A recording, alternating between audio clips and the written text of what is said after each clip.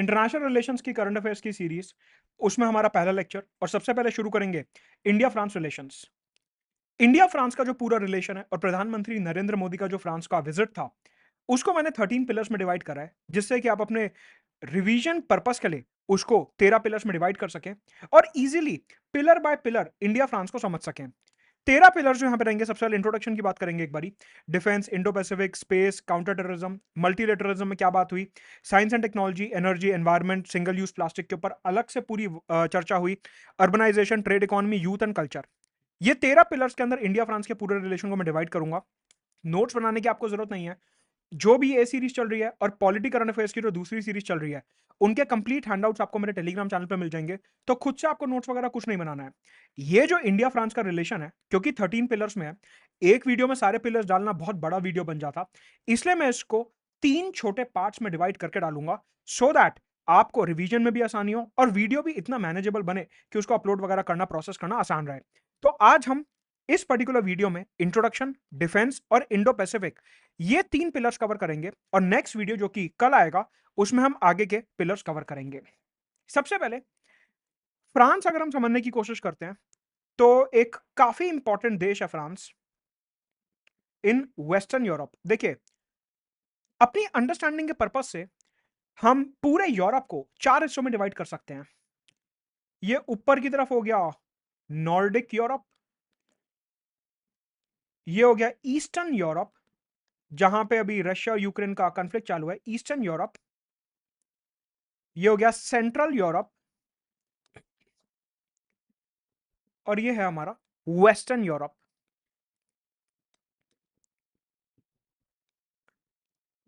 अगर हम देखें तो वेस्टर्न यूरोप जो है, ये सबसे ज्यादा एडवांस्ड यूरोप है। जितने भी विकसित देश हैं, जितने भी अपने ये इंडस्ट्रियलाइज देश हैं, रईस देश हैं, वो सारे के सारे वेस्टर्न यूरोप में है। यूके हो गया, फ्रांस हो गया, नीदरलैंड हो गया, बेल्जियम हो गया, जर्मनी हो गया, ये सब वेस्टर्न यूरोप का हिस्सा है।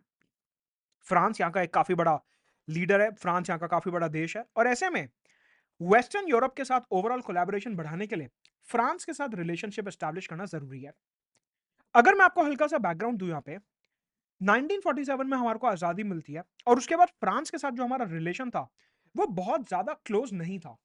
उसका कारण यह था कि हम तभी तभी अंग्रेजों के गुलामी में से बाहर निकले थे।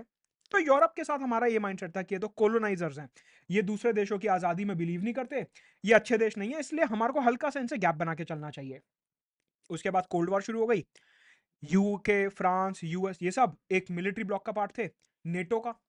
इंडिया कभी मिलिट्री अलायंस ज्वाइन करता नहीं था, क्योंकि इंडिया हमेशा नॉन अलाइंड मूवमेंट फॉलो करता था, और साथ में स्ट्रेटेजिक ऑटोनॉमी के प्रिंसिपल के अंदर कि हम अपनी आजादी बनाए रखेंगे डिसीजन मेकिंग की, उसके अंदर इंडिया ने कभी भी कोई मिलिट्री ब्लॉक ज्वाइन नहीं करा। तो ऐसे में एक आइडियोलॉजिकल डिफरेंस के चलते, एक सोच में डिफरेंस के चलते, इंडिया फ्रांस कभी बहुत ज्यादा क्लोज आ नहीं पाए। प्लस फ्रांस जो था वो बहुत ज्यादा इंडस्ट्रियलाइज देश था। इंडिया उस समय पे सर्वाइवल के लिए भी अपना बेसिक इकोनॉमी ठीक से नहीं चला पा रहा था। तो इकोनॉमिक स्टेटस में काफी बड़ा डिफरेंस था। इस वजह से भी इंडिया फ्रांस बहुत ज्यादा क्लोज नहीं आ पाए। 1991 के बाद कोल्ड वॉर खत्म होती है, ब्लॉक पॉलिटिक्स खत्म होती है, और जो पूरी दुनिया है वो यूनिपोलर बन जाती है। मतलब कि अमेरिका ही जो कहेगा वो होगा, हेजमोनिक पावर बन चुका था अमेरिका। ऐसे में फ्रांस और इंडिया की थोड़ी बहुत बातचीत शुरू होती है, और 1998 में जब इंडिया अपने न्यूक्लियर वेपन टेस्ट कर लेता है, उसके बाद इन सारे देशों को लगने लगता है कि इंडिया काफी बड़ा देश है, और इंडिया एशिया में काफी बड़ी पावर बन चुका है, क्योंकि उसने रिसेंटली अपने न्यूक्लियर वेपन टेस्ट करे हैं। ऐसे में फ्रांस उस टाइम पे इंडिया के और ज्यादा क्लोज आता है कि हाँ, इंडिया जो है वो एक रिस्पॉन्सिबल न्यूक्लियर पावर है, और ऐसे में इंडिया फ्रांस की दोस्ती आगे बढ़ने लगती है। आज की तारीख में अगर हम बात करें, तो एक तो इंडिया की responsible nuclear power status, China का बढ़ता हुआ वर्चस्व, यूएस की गिरती हुई पावर, फ्रांस का इंडो पैसिफिक में इंटरेस्ट, और साथ में जो कोविड, रशिया यूक्रेन क्राइसिस और ब्रेग्जिट के बाद पूरे यूरोप की इकोनॉमी स्लोडाउन के दौर से गुजर रही है। ऐसे में इंडिया से बेहतर ऑप्शन फ्रांस को नहीं मिल सकता, क्योंकि इंडिया की मार्केट बहुत बड़ी है। हमारा जो पूरा इकोनॉमिक स्ट्रक्चर है, मार्केट साइज है, वो बहुत बड़ा है, और ऐसे में फ्रांस की इंडस्ट्री बिजनेसमैन को इंडिया में काफी बड़ी अपॉर्चुनिटी मिलती है। तो ग्लोबल चैलेंजेस जो आज की तारीख में हम फेस कर रहे हैं, रशिया यूक्रेन क्राइसिस, कोविड के बाद जो स्लो डाउन आया, फूड एंड फ्यूल इन्फ्लेशन, और ब्रेग्जिट के बाद का यूरोप में रिसेशन, इन सारे क्राइसिस को टैकल करने के लिए और साथ में बढ़ते हुए चाइना के वर्चस्व को रोकने के लिए हमने फ्रांस के साथ एक क्लोज कोलैबोरेशन डेवलप करने की कोशिश करी। 1998 में इंडिया और फ्रांस एक स्ट्रेटेजिक पार्टनरशिप एग्रीमेंट साइन करते हैं। और स्ट्रेटेजिक पार्टनरशिप का मतलब है कि हम हर सेक्टर में जम के बात करेंगे, हर सेक्टर में कोलैबोरेट करेंगे। ऐसा नहीं कि सिर्फ एग्रीकल्चर में बात हो रही है, सिर्फ क्लाइमेट चेंज की बात हो रही है, सिर्फ एनवायरमेंट की बात हो रही है, सिर्फ ट्रेड की बात हो रही है। नहीं, आप देखिए मैंने पूरे रिलेशन को 13 पिलर्स में डिवाइड करा है। मतलब कि इन 13 मसलों के ऊपर हमने फ्रांस से बातचीत करी है। मतलब कि आप देखिए कोई ऐसा सेक्टर नहीं है जिसके बारे में फ्रांस से बात ना की गई हो, और इसी को ही स्ट्रेटेजिक पार्टनरशिप बोला जाता है। अच्छा देखिए, हम जो हैं फ्रांस के स्ट्रेटेजिक पार्टनर तो हैं, लेकिन हमारा फ्रांस के साथ कोई मिलिट्री अलायंस नहीं है। यह बात ध्यान रखेंगे, there is no military alliance. इसका क्या मतलब होता है? इसका मतलब यह है कि हम फ्रांस से रफाल खरीद लेंगे, स्कॉर्पियन सबमरीन खरीद लेंगे, ध्रुव हेलीकॉप्टर के इंजन साथ में बना लेंगे। बताऊंगा ये सब क्या है, आपको परेशान होने की जरूरत नहीं है।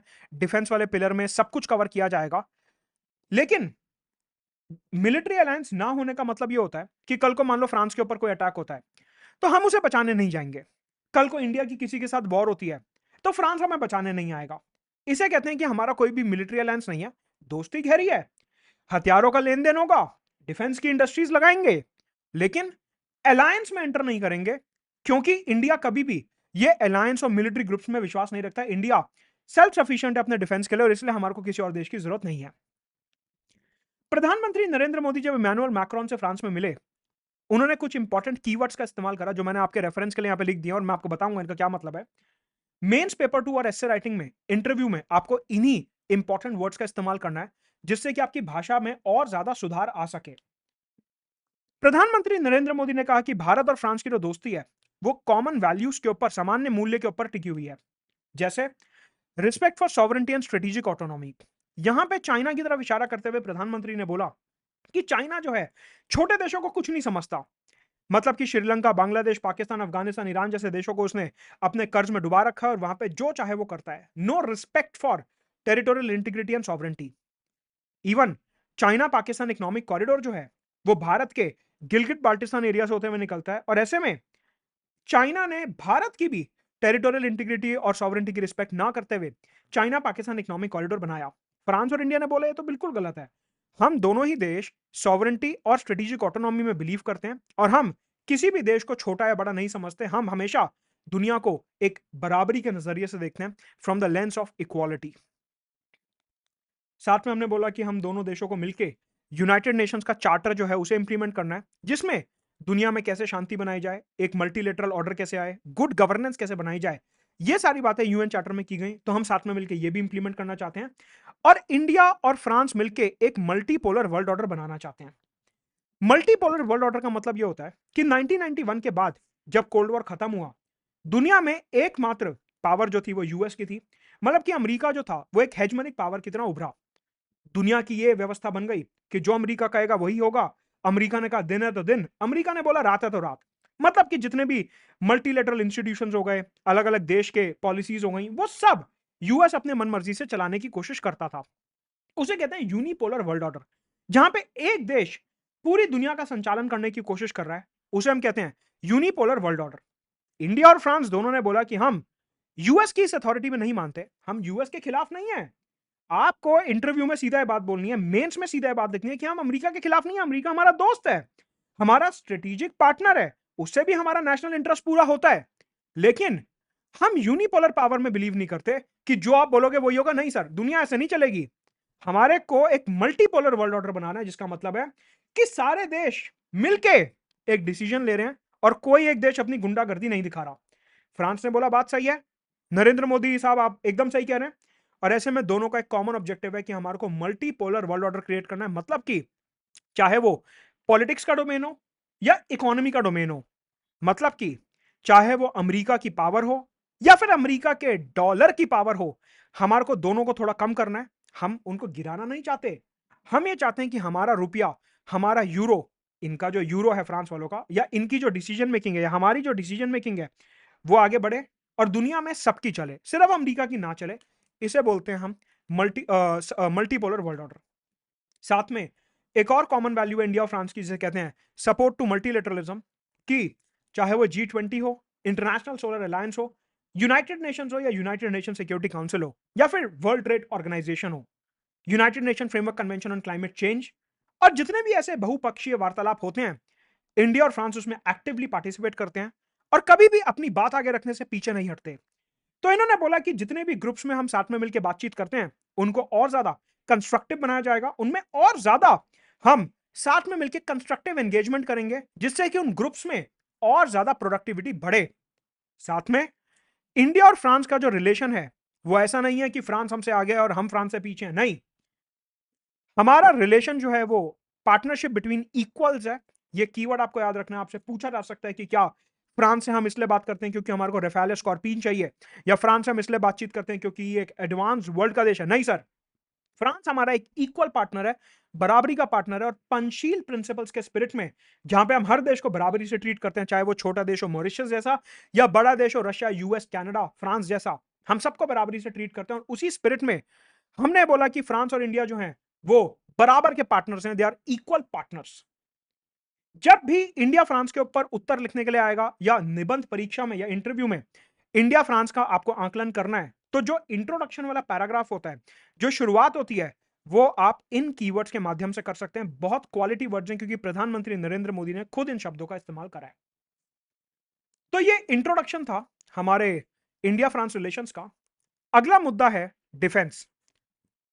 आपको पता है कि आगे बढ़ने से पहले, अच्छा, आपके लिए एक टेस्ट ऑर्गेनाइज करा है अनअकैडमी ने 23 जुलाई को सुबह 11 बजे, जिसे कहते हैं अनअकैडमी सुपर कॉम्बैट टेस्ट। इसका लिंक नीचे डिस्क्रिप्शन में दिया हुआ है। एब्सोल्युटली फ्री टेस्ट है, 1 घंटे का टेस्ट है। आप अपनी तैयारी को देखिए, नियंत्रण करिए कि वो कैसे चल रही है। 50 क्वेश्चन इसमें होंगे, इंग्लिश और हिंदी दोनों ही भाषाओं में। मैंने भी इसमें क्वेश्चन सेट करे हैं और मैं भी उनका सोल्यूशन प्रोवाइड करूंगा। बाकी अनअकैडमी के दूसरे टॉप एजुकेटर्स मृणाल सर, प्रतीक सर ने भी इसमें क्वेश्चन सेट करें हिस्ट्री इकोनॉमी के। तो आप उसमें आइए और टेस्ट को अटेम्प्ट करिए, साथ में मिलकर देखते हैं कि आपकी तैयारी कैसी चल रही है। तो अगर हम डिफेंस रिलेशन की बात करते हैं सर, तो आप ये समझिए कि भारत को आज की तारीख में ट्विन सिक्योरिटी चैलेंज देखने को मिलता है। ट्विन सिक्योरिटी चैलेंज का मतलब है कि एक तरफ से पाकिस्तान और दूसरी तरफ से चाइना हमारे को घेरे हुए हैं। साथ में चाइना तो स्ट्रिंग ऑफ पर्ल्स की पॉलिसी भी फॉलो करता है, जिसमें चाइना हमारे को चारों तरफ से घेर रहा है। ऐसे में भारत को हमेशा अपने डिफेंस मॉडर्नाइजेशन की तरफ, अपने जो इक्विपमेंट्स हैं उनके आधुनिकीकरण की तरफ काफी ज्यादा ध्यान देना होता है। और ऐसे में फ्रांस, क्योंकि एक काफी एडवांस देश है, हम उसके साथ एक पार्टनरशिप करना चाहते हैं। सबसे पहले प्रधानमंत्री नरेंद्र मोदी ने बोला कि मैक्रोन साहब सुनिए, हम आपके साथ बायर सेलर का रिलेशन नहीं रखना चाहते। We don't want a buyer seller relation with France. प्रधानमंत्री साहब ने बोला कि हम फ्रांस के साथ को डेवलपमेंट एंड को प्रोडक्शन करना चाहते हैं। मतलब कि हमने क्या बोला कि हम फ्रांस के बराबर के पार्टनर हैं। अगर हम बराबर के पार्टनर हैं तो फिर सिर्फ और सिर्फ लेन देन नहीं होगा, साथ में मिलकर फैक्ट्री लगाओ, साथ में मिलकर काम करते हैं, साथ में मिलकर जो है उद्योग लगाते हैं डिफेंस का, रक्षा उपकरणों का।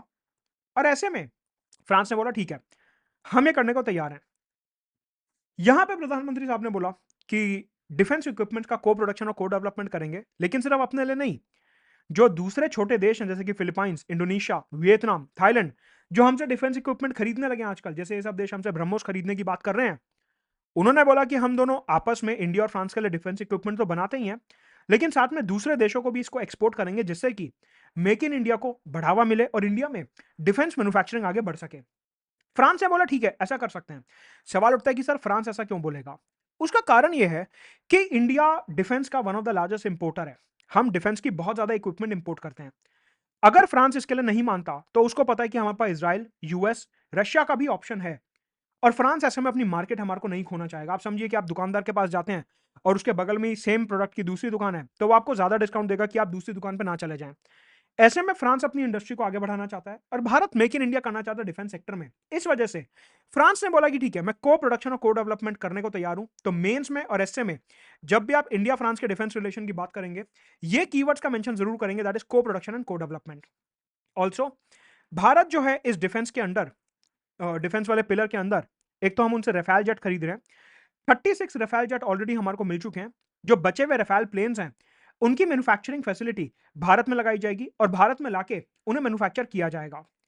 इसी के साथ हमारे जो कॉम्बैट एयरक्राफ्ट होते हैं, कॉम्बैट एयरक्राफ्ट का मतलब युद्ध में इस्तेमाल होने वाले जो हमारे हवाई जहाज होते हैं, उनके इंजन को बनाने के लिए और हेवी लिफ्ट हेलीकॉप्टर्स को बनाने के लिए, जो भारी भरकम हेलीकॉप्टर्स होते हैं, उनके इंजन को बनाने के लिए भारत जो है यहां से सारन हेलीकॉप्टर इंजन इंपोर्ट कर रहा है, सफरान हेलीकॉप्टर इंजन इंपोर्ट कर रहा है। यह नाम याद रखना आपको जरूरी है, इसी से आपको एक कंपेटिटिव एज मिलेगा एग्जाम में। यूजुअली एस्पिरेंट क्या करता है, फ्रांस का नाम सुनते हैं उसके दिमाग में आता है स्कॉर्पियन आता है, रफेल आता है। ये जो मेजर मेजर बातें हैं ये उसको कभी याद ही नहीं होती। तो आपको यह ध्यान रखना है कि एयरक्राफ्ट के डेवलपमेंट के लिए और हेवी लिफ्ट हेलीकॉप्टर्स को बनाने के लिए सफरान नाम की कंपनी है फ्रांस की, वहां से हम सफरान हेलीकॉप्टर इंजन खरीद रहे हैं अपने ओवरऑल एयरक्राफ्ट और हेलीकॉप्टर डेवलपमेंट के लिए। साथ के साथ देखिए, एक तो हो गया सफरान हेलीकॉप्टर इंजन जो हम खरीद रहे हैं अपने हेवी लिफ्ट हेलीकॉप्टर के लिए। ऑल्सो हमारे यहां एक हेलीकॉप्टर है जिसको कहते हैं एडवांस लाइट हेलीकॉप्टर ध्रुव। ध्रुव नाम का हेलीकॉप्टर है, एडवांस लाइट हेलीकॉप्टर ध्रुव। ये था हेवी लिफ्ट हेलीकॉप्टर, ये अलग है। यहां पे हम दूसरे हेलीकॉप्टर की बात कर रहे हैं, that is advance light helicopter Dhruv. इसके लिए हम सफरान नाम की जो कंपनी है उसके साथ मिलके इंजन को को डेवलप करेंगे। फ्रांस ने बोला सफरान नाम की कंपनी के साथ डीआरडीओ जो है वो इंजन को डेवलप कर सकता है, ध्रुव के लिए भी और इधर हेवी लिफ्ट हेलीकॉप्टर्स के लिए भी। तो समझिए, सिर्फ रफेल और स्कॉर्पियन सबमरीन हम इनसे नहीं खरीदने हैं, साथ में जो आने वाले हेवी लिफ्ट हेलीकॉप्टर्स हैं या जो एडवांस लाइट हेलीकॉप्टर्स हैं उनके इंजन का को प्रोडक्शन भी हम फ्रांस के साथ कर रहे हैं। तो ये बहुत अच्छी बात है कि हम सिर्फ गिव और टेक रिलेशन या बायर सेलर रिलेशन में बिलीव नहीं करते, बल्कि फ्रांस के साथ हम ओवरऑल को डेवलपमेंट भी कर रहे हैं। ये ध्रुव के अंदर जो हेलीकॉप्टर हमने को डेवलप करा है इसका नाम है शक्ति इंजन। तो स्कॉर्पियन, रफेल, साथ में हेवी लिफ्ट हेलीकॉप्टर के इंजन एंड शक्ति इंजन फॉर ध्रुव हेलीकॉप्टर, ये इक्विपमेंट्स के नाम आपको लिखने अगर आपको इंडिया फ्रांस के डिफेंस कोलैबोरेशन के ऊपर क्वेश्चन आता है। ऑल्सो ये जो स्कॉर्पियन सबमरीन की टेक्नोलॉजी फ्रांस ने हमारे को दी है, इस टेक्नोलॉजी का इस्तेमाल करते हुए हमने रिसेंटली एक स्कॉर्पियन बनाई है एक सबमरीन बनाई है जिसका नाम है Kalwadi P-75 scorpion class submarine. ये जो हमारी Kalwadi P-75 scorpion class submarine है, ये स्कॉर्पियन सबमरीन की टेक्नोलॉजी पे बेस्ड है, फ्रांस ने हमारे को दी थी। तो हमारे पास डिफेंस में मेजर पिलर्स क्या निकल गए, रफेल जेट, उसकी बचे हुए रफेल जेट्स की मैन्युफैक्चरिंग इंडिया में, हेवी लिफ्ट हेलीकॉप्टर्स के इंजन सफरान से, ध्रुव का शक्ति इंजन सफरान के साथ मिलकर बनाया। फ्रांस से जो स्कॉर्पियन सबमरीन आई थी उस स्कॉर्पियन टेक्नोलॉजी का इस्तेमाल करके कलवाड़ी P-75 बनाई और साथ में एक अग्रीमेंट साइन करा फ्रांस के साथ, that is road map on defence industrial corporation, कि आने वाले अगले 10-15 साल में फ्रांस के साथ किस प्रकार से इंडस्ट्रीज लगाई जाएंगी और डिफेंस की जो मैन्युफैक्चरिंग है और कैसे इंडिया और फ्रांस में प्रमोट की जाएगी, उसके लिए defence industrial corporation agreement sign किया गया। तो ये था हमारा इंट्रोडक्शन का पिलर, डिफेंस का पिलर, और अब चलते हैं अपने तीसरे मेजर पिलर की तरफ, दैट इज इंडो पैसिफिक। आगे बढ़ने से पहले अनअकैडमी पे 22 जुलाई को रात को 11:59 पे अप टू 10% का प्राइस हाइक होने वाला है। तो उससे पहले अनअकैडमी एक्सटेंशन ऑफर का बेनिफिट लेने के लिए यूज करेंगे रेफरल कोड मधुत गुप्ता और सब्सक्राइब करेंगे अनअकैडमी पे। 12 महीने पे आपको 3 महीने का एक्सटेंशन, 18 महीने पे 4 महीने तक का एक्सटेंशन और 24-36 महीने पे 6 से 9 महीने तक का एक्सटेंशन मिलेगा। साथ में अनअकैडमी प्रॉमिस ऑफर जहां पे प्री क्लियर होने पर दिल्ली में मेंस का quality enrichment programme, interview guidance programme मिलेगा, ना क्लियर होने पर एक्सटेंशन भी आपको मिलेगा अनअकैडमी की साइड से, यूज करेंगे रेफरल कोड मधुत गुप्ता। आते हैं इंडो पैसिफिक पे। आपको ये पता है कि ये जो पूरा का पूरा इंडो पैसिफिक एरिया है, ये इंडो पैसिफिक एरिया पूरा, this is entire Indo Pacific, ये इंडियन ओशन पैसिफिक ओशन की जो बाउंड्रीज हैं इनको कंबाइन करके ही हम इंडो पैसिफिक बोलते हैं। आप देखिए ये एंटायर इंडो पैसिफिक एरिया। हमारे को सर ये तो समझ आता है कि भारत इंडो पैसिफिक में क्यों इंटरेस्टेड है। एक, क्योंकि भारत की इतनी लंबी कोस्ट लाइन है यहाँ पे इंडियन ओशन में, तो इंडो पैसिफिक में नेचुरली भारत का इंटरेस्टेड होना बनता है। और साथ में चाइना का जो एक्सपेंशनिज्म है, चाइना का जो विस्तारवाद है, वो इस पूरे एरिया में बढ़ता जा रहा है और इसलिए चाइना के खतरे से निपटने के लिए हम इंडो पैसिफिक में काफी ज्यादा सक्रिय हैं। We are very proactive in the Indo Pacific region to contain the rise of China in the region. Sir ये बात तो समझ आती है। तो फिर ये बताओ कि फ्रांस जो है वो इंडो पैसिफिक में इतना क्यों इंटरेस्टेड है। फ्रांस तो अटलांटिक ओशन में इधर, तो फ्रांस इतना ज्यादा इंडो पैसिफिक में क्यों इंटरेस्टेड है। एक्चुअल में रीजन ये है कि फ्रांस वैसे तो मैप में देखने में लगता है कि ये अटलांटिक ओशन में ही है, लेकिन फ्रांस की बहुत सारी ओवरसीज टेरिटरीज हैं। जो एक गुलामी का पूरा दौर था उसके बाद से बहुत सी ऐसी टेरिटरीज हैं जो आज भी फ्रांस के पास ही हैं, इंडियन और पैसिफिक दोनों ओशंस में।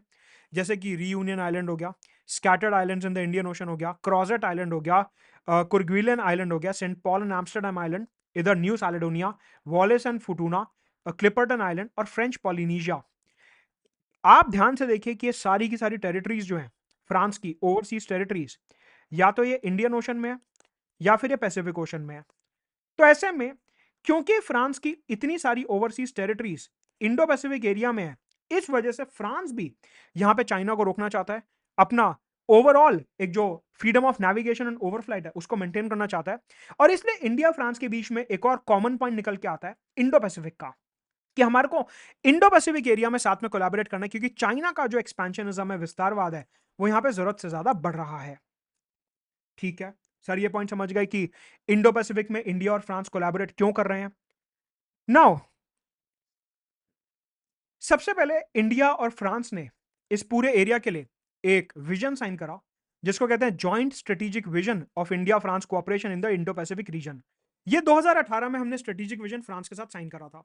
इसके बारे में आपको पता होना चाहिए, जब भी आप इंडिया फ्रांस का आंसर लिखोगे मेंस में या एसए में, तो ये स्ट्रेटेजिक विजन जो है इंडो पैसिफिक के लिए 2018 का, इसका नाम आप मेंशन करोगे तो आपको एक एज मिलेगा एग्जाम में, तो इसका नाम जरूर मेंशन करेंगे। आप ये देखिए कि ये जो चाइना है, ये इस पूरे एरिया में एक्सपैंड कर रहा है, particularly by means of 9 dash line. This is 9 dash line. South China Sea में 9 डैश लाइन के माध्यम से चाइना कहता है कि पूरा साउथ चाइना सी जो है मेरा है। और इतना ही नहीं, साउथ चाइना सी के अलावा यहां पे माइक्रोनेशिया, मिलेनेशिया और पॉलिनेशिया में जो अलग अलग आइलैंड्स हैं, उनमें भी चाइना अपना विस्तारवाद दिखा रहा है, वहां पे मिलिट्री बेसिस सेट कर रहा है, उनमें इन्वेस्टमेंट्स कर रहा है। और ऐसे में इस पूरे इंडो पैसिफिक में चाइना की इन्वेस्टमेंट और मिलिट्री प्रेजेंस बढ़ती जा रही है, जो कि भारत और फ्रांस के स्ट्रेटेजिक इंटरेस्ट के लिए एक खतरा है। ऐसे में इंडिया और फ्रांस ने बोला कि हम मिलके एक फ्री, ओपन, इंक्लूसिव और सिक्योर इंडो पैसिफिक क्रिएट करना चाहते हैं। मतलब कि एक ऐसा इंडो पैसिफिक क्रिएट करना चाहते हैं जो पूरे तरीके से खुला हुआ हो, ओपन हो, जिसमें सारे देश पार्टिसिपेट कर सकें और जहां पे कोई सुरक्षा का खतरा ना हो। आज की तारीख में चाइना ने क्या करा, यहां पे और इन सब जगहों पे अपनी नेवी और एयरफोर्स को तैनात कर दिया, जिसकी वजह से इस पूरे एरिया में मिलिटराइजेशन ऑफ इंडो पैसिफिक बढ़ रहा है। मिलिटराइजेशन ऑफ इंडो पैसिफिक का मतलब होता है कि ज्यादा से ज्यादा चाइना के जो हथियार हैं, जो उसकी आर्मी, नेवी, एयरफोर्स है, वो यहाँ पे बढ़ती जा रही है, जिसकी वजह से इस पूरे एरिया में मिलिटराइजेशन हो रहा है। मतलब कि यहाँ पे ज्यादा से ज्यादा हथियार आ रहे हैं। कहने का मतलब है कि चाइना के इस मिलिट्री और इकोनॉमिक एक्सपेंशन को रोकने के लिए हमने बोला कि हमारे को फ्री, ओपन, इंक्लूसिव और सिक्योर इंडो पैसिफिक क्रिएट करना है। पूरा का पूरा जो एरिया है, यहां पे इंटरनेशनल रूल्स एंड लॉज लगने चाहिए। मतलब कि चाइना जो यहां पे अपनी मनमर्जी चलाने की कोशिश कर रहा है, हम उस मनमर्जी को रोकना चाहते हैं। और दुनिया में जो अनक्लॉस और इंटरनेशनल मैरीटाइम ऑर्गेनाइजेशन के रूल्स हैं, उनको हम इस एरिया में लगाना चाहते हैं। आप समझिए कि भारत और फ्रांस जो है वो चाइना के खिलाफ नहीं है। हम चाइना को गिराना नहीं चाहते, हम बस इतना चाहते हैं कि इस पूरे एरिया में आप इंटरनेशनल रूल्स और लॉ को मेंटेन करो। आप जो अननेसेसरी यहाँ पे मिलिटराइजेशन कर रहे हो उसे ना करो, ये गलत है। हथियार कहीं पे भी डालना गलत है।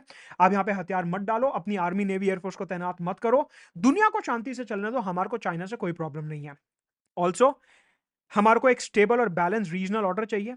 मतलब कि चाइना जो है इस पूरे एरिया में आज की तारीख में अपना एक रीजनल पावर बनने की कोशिश कर रहा है। चाइना जो है यहाँ पे ज्यादा से ज्यादा अपना स्ट्रेटेजिक इन्फ्लुएंस बढ़ाने की कोशिश कर रहा है। और इसलिए इस पूरे एरिया में जो एक व्यवस्था है, जो क्षेत्रीय व्यवस्था है, जो इसका संतुलन है, वो बिगड़ रहा है।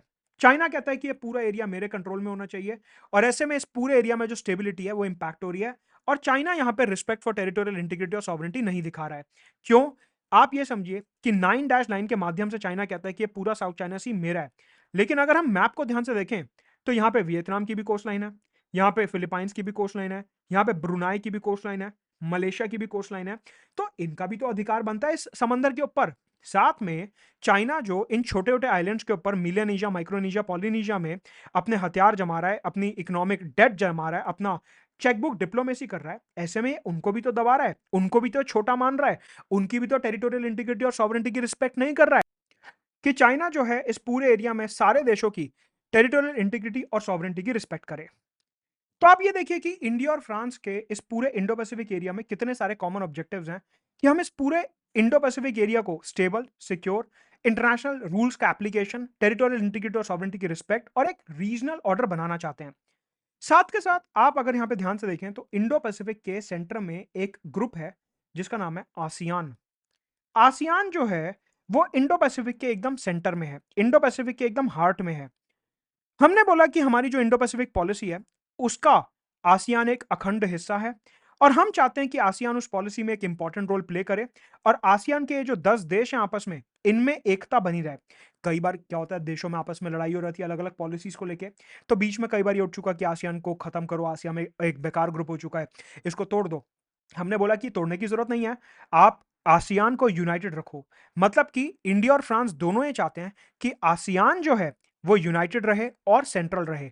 मतलब कि आसियान की यूनिटी और सेंट्रलिटी बनी रहनी चाहिए, आसियान यूनाइटेड और सेंट्रल रहना चाहिए। क्यों? क्योंकि इंडिया और फ्रांस, इंडोनेशिया और ये थाईलैंड जैसे देशों के साथ जब कोलैबोरेट करेंगे, तो यहां पे हमारे को और ज्यादा इनिशिएटिव लेने में आसानी होगी और चाइना को रोकने में मदद मिलेगी। तो ऐसे में आसियान के साथ, बाकी ऑस्ट्रेलिया, जापान के साथ हम रिन्यूड मल्टीलेटरलिज्म के स्पिरिट में अलग अलग ग्रुप्स बनाएंगे और इनके साथ कोलैबोरेट करेंगे। तो इंडिया फ्रांस ने बोला कि ओवरऑल इस पूरे एरिया में हमारे को आसियान, ऑस्ट्रेलिया और जापान के साथ भी कोलैबोरेट करना है और यहां पे स्टेबल वर्ल्ड ऑर्डर क्रिएट करना है। साथ में हमने बोला कि हम इस पूरे एरिया में डेवलपमेंटल कोऑपरेशन भी करेंगे। देखिए, हमारा यहां पे ऑब्जेक्टिव चाइना को रोकना नहीं है, हमारा यहां पे ऑब्जेक्टिव है ओवरऑल जो पूरा इंडो पैसिफिक है उसको stable, secure, open, free, inclusive बनाना और साथ में इस पूरे एरिया में डेवलपमेंट को प्रमोट करना। तो उसी डेवलपमेंटल कोऑपरेशन के लिए हमने बोला कि हम अफ्रीका के साथ, क्योंकि आप देखो ये अफ्रीका की ये वाली जो कोस्ट लाइन है इंडियन ओशन में, ये इंडो पैसिफिक का हिस्सा है।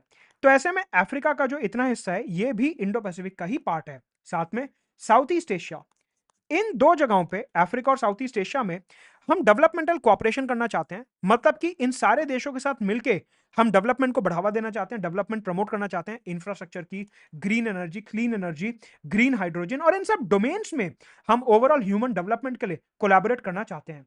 तो हम यहां पे सिर्फ और सिर्फ हथियारों को रोकने नहीं आए, बल्कि इस पूरे एरिया की ओवरऑल डेवलपमेंट कराने भी आए हैं। आपको ऐसा एक इंक्लूसिव अप्रोच लिखना है। यहां पे अब मैं कुछ बॉडीज के नाम आपको बताऊंगा जिनके साथ इंडिया और फ्रांस आपस में कोलैबोरेट करेंगे। सबसे पहले इंडियन ओशन में एक बॉडी बनी हुई है जिसका नाम है Indian Ocean Rim Association, Indian Ocean Naval Symposium, Indian Ocean Commission, Djibouti Code of Conduct, ये एक और ग्रुप है, और साथ में आसियान रीजनल फोरम।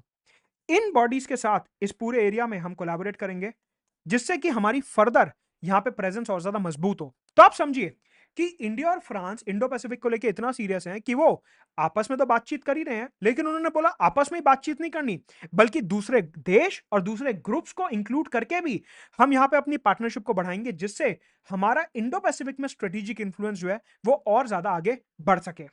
साथ में इंडो पैसिफिक एरिया में हम दूसरे प्रकार से भी कोलैबोरेशन करेंगे, जैसे कि भारत ने यहां पे एक सेंटर बना रखा है जिसको कहते हैं information fusion centre in the Indian Ocean region. Basically navy से रिलेटेड, समंदर से रिलेटेड जितनी भी इंफॉर्मेशन होती है, भारत को वो इस सेंटर से मिलती है जो हमने सेटअप किया हुआ है इंडियन ओशन में। फ्रांस ने बोला कि मैं भी अपने ऑफिसर्स को यहाँ पे इंडियन इंफॉर्मेशन फ्यूजन सेंटर में भेजूंगा, जिससे मुझे भी इंडियन ओशन के बारे में इंपॉर्टेंट इंफॉर्मेशन मिलती रहे। साथ में ये देखिए आप, ये है स्ट्रेट ऑफ हॉर्मूज एरिया, इधर मिडिल ईस्ट में, ये वाला एरिया जो ईरान, ओमान और यूएई के बीच में है, स्ट्रेट ऑफ हॉर्मूज। यहां पे स्टेबिलिटी बनाए रखने के लिए, ये Persian gulf area, gulf of Oman, straight of Hormuz, इस एरिया में स्टेबिलिटी बनाए रखने के लिए यूरोप के देशों ने एक ग्रुप लॉन्च करा जिसका नाम है European maritime awareness in the straight of Hormuz. इस ग्रुप के तहत फ्रांस ने बोला कि हम इंडिया को बोलते हैं कि आप हमारे साथ आओ और स्ट्रेट ऑफ हॉर्मूज एरिया में हमारे साथ कोलैबोरेशन करो। तो मतलब कि ये जो ग्रुप्स हैं, ये जो मल्टीलेटरल ऑर्गेनाइजेशंस हैं, इनके अलावा हम ये European maritime awareness in straight of Hormuz नाम का जो ग्रुप है इसके साथ भी कोलैबोरेट करेंगे। Also regional coordination operation centre Seychelles में भी, वेस्टर्न इंडियन ओशन, सीशल्स यहां पे है, इस एरिया में सीशल्स है, यहां पे उन्होंने एक कोऑर्डिनेशन सेंटर बना रखा है इंडो पैसिफिक के लिए, जहां से इंफॉर्मेशन निकलती है, इंफॉर्मेशन आती है, कोई सी पायरेट्स तो नहीं घूम रहे, आतंकवादी तो नहीं घूम रहे, कोई दूसरा देश कब्जा करने की कोशिश तो नहीं कर रहा।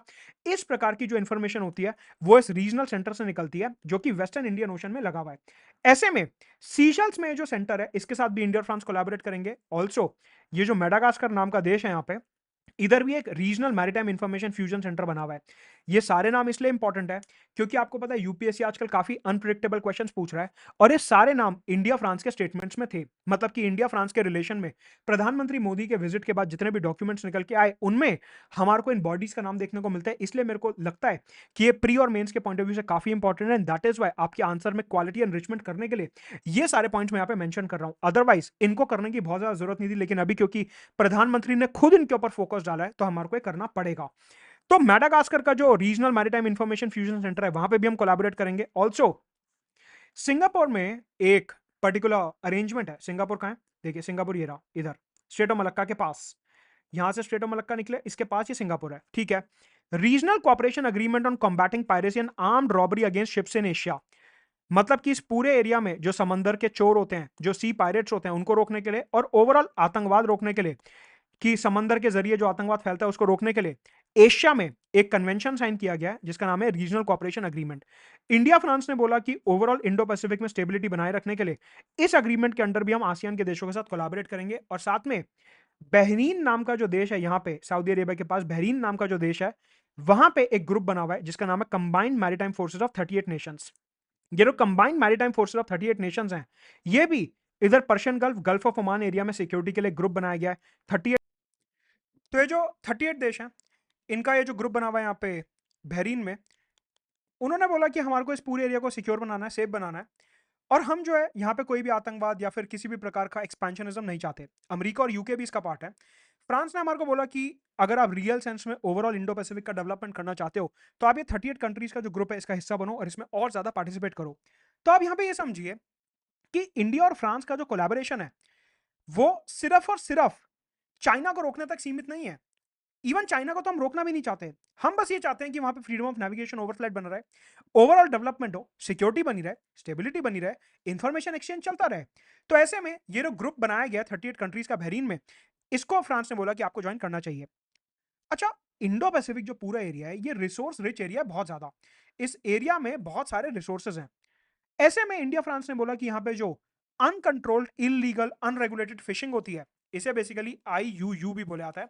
आईयूयू का मतलब होता है illegal unregulated and uncontrolled fishing. यहाँ पे बेसिकली जो मछुआरे होते हैं बड़े बड़े, वो खूब सारी मछली निकालते हैं अनसस्टेनेबल तरीके से। इंडिया फ्रांस ने बोला कि हम मिलके इस पूरे एरिया में जो अनरेगुलेटेड इलीगल और अनकंट्रोल्ड फिशिंग है, हम उसे रोकना चाहते हैं और इंडिया फ्रांस मिलकर इसमें काम करेंगे। ऑस्ट्रेलिया और जापान ने रिसेंटली ये बोला कि हम भी इस इनिशिएटिव का हिस्सा बनना चाहते हैं और साथ में मिलकर इलीगल अनरेगुलेटेड और अनकंट्रोल्ड फिशिंग को हम साथ में मिलकर रोकना चाहते हैं। ऑल्सो यहां पे बोला कि ओवरऑल जो ब्लू इकोनॉमी हमारे को डेवलप करनी है, आपको पता है प्रधानमंत्री कहीं भी जाते हैं तो वो हमेशा ब्लू इकोनॉमी की जरूर बात करते हैं। तो ब्लू इकोनॉमी को रोकने के लिए, ब्लू इकोनॉमी को प्रमोट करने के लिए और रिसोर्सेज के एक्सप्लॉयटेशन को रोकने के लिए, सस्टेनेबल डेवलपमेंट के लिए, कि यहाँ पे जितने भी रिसोर्सेज अवेलेबल हैं, polymetallic nodules, oil, gas, minerals, अपने सी फूड, फिशेस, क्रैब्स वगैरह, श्रिम्प्स, इन सब का सस्टेनेबल यूज होना चाहिए और ब्लू इकोनॉमी का सस्टेनेबल तरीके से राइज होना चाहिए। तो मतलब कि सिक्योरिटी, आतंकवाद, इन सब की तो बात हो ही रही है, डिफेंस की तो बात हो ही रही है, साथ में एनवायरमेंट की भी बात हो रही है, साथ में सस्टेनेबल डेवलपमेंट की भी बात हो रही है, multi faceted relation, strategic partnership, multi faceted development. साथ में बोला कि हम स्टार्टअप्स को प्रमोट करेंगे, रिन्यूएबल एनर्जी को प्रमोट किया जाएगा, मैनग्रोव्स का कंजर्वेशन करेंगे। इंडिया और फ्रांस ने यहाँ पे एक फंड भी बनाया है ओवरऑल डेवलपमेंट के लिए, जिसको हम कहते हैं India France Indo Pacific triangular development cooperation fund. ये एक फंड बनाया गया है इस पूरे एरिया में डेवलपमेंटल कोऑपरेशन के लिए और इस पूरे एरिया की डेवलपमेंट के लिए, ग्रोथ के लिए ये फंड बनाया गया, that is India France Indo Pacific triangular development cooperation fund. Also आपको पता है इंडिया का एक ग्रुप है जिसे कहते हैं coalition for disaster resilient infrastructure. ये जो coalition for disaster resilient infrastructure है, ये भारत ने ही बनाया था और प्रधानमंत्री नरेंद्र मोदी ने ही इसका इनिशिएटिव लिया था। इस ग्रुप का प्राइमरी ऑब्जेक्टिव होता है कि कहीं पे भी अगर डिजास्टर आ रहा है, सुनामी, अर्थक्वेक, वोल्केनो, साइक्लोन, कुछ भी आ रहा है, तो हमारा जो समंदर में इंफ्रास्ट्रक्चर है वो बर्बाद नहीं होना चाहिए और हमारे को एक डिजास्टर रेजिलिएंट इंफ्रास्ट्रक्चर डेवलप करना है। ऑल्सो इंडिया फ्रांस ने बोला कि देखिए, हम तो डिजास्टर रेजिलिएंट इंफ्रास्ट्रक्चर बनाना चाहते हैं, लेकिन हम इंडो पैसिफिक में भी डिजास्टर रेजिलिएंट इंफ्रास्ट्रक्चर बनाएंगे। मतलब कि जो यहाँ के छोटे देश हैं हम उनकी मदद करेंगे। यहाँ पे एक ग्रुप होता है जिसे कहते हैं small island developing states. Small island developing states, यहाँ पे एक ग्रुप है जिसे कहते हैं small island developing states, SIDS। ये जो स्मॉल आइलैंड डेवलपिंग स्टेट्स है, इसमें छोटे छोटे देश होते हैं जैसे कि मॉरिशस, मालदीव्स, सीशल्स, वेनुआशु, फीजी, टुवालू, इस टाइप के छोटे छोटे आइलैंड देश जो होते हैं वो इस ग्रुप का हिस्सा हैं, small island developing states. India France ने बोला कि CDRI के अंडर ये जो स्मॉल आइलैंड डेवलपिंग स्टेट्स हैं, इनको भी हम असिस्टेंस देंगे जिससे कि डिजास्टर रेजिलिएंट इंफ्रास्ट्रक्चर डेवलप कर पाए और यहाँ पे ऐसा इंफ्रास्ट्रक्चर डेवलप करें जिससे कि कल को अगर डिजास्टर आता भी है तो इन देशों में जो इंफ्रास्ट्रक्चर है, बिल्डिंग्स हैं, पूरा हाइड्रो पावर प्रोजेक्ट, सड़कें, हाईवे, ये सब बने रहें। तो हम आपस में तो डेवलपमेंट चाहते ही हैं इंडिया और फ्रांस का, लेकिन हम सेल्फिश नहीं है चाइना की तरह। हम पूरे एरिया का और वहां पे छोटे देशों का पर्टिकुलरली डेवलपमेंट चाहते हैं और सस्टेनेबल डेवलपमेंट चाहते हैं। यहां पे पैसिफिक ओशन में एक फ्रांस ने इनिशिएटिव लिया जिसको कहते हैं कीवा इनिशिएटिव।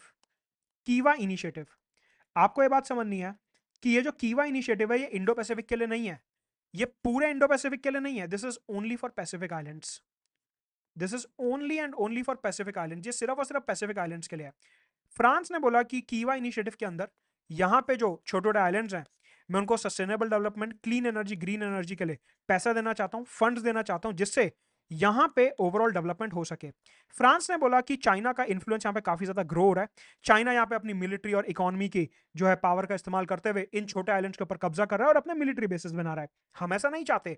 तो ऐसे में फ्रांस ने इधर कीवा इनिशिएटिव लॉन्च करा और भारत को बोला कि आप आओ और मेरे साथ जुड़ के इधर कीवा इनिशिएटिव में हिस्सा लो, जिससे कि हम चाइना के बढ़ते हुए वर्चस्व को रोक सकें, उसको काउंटर कर सकें।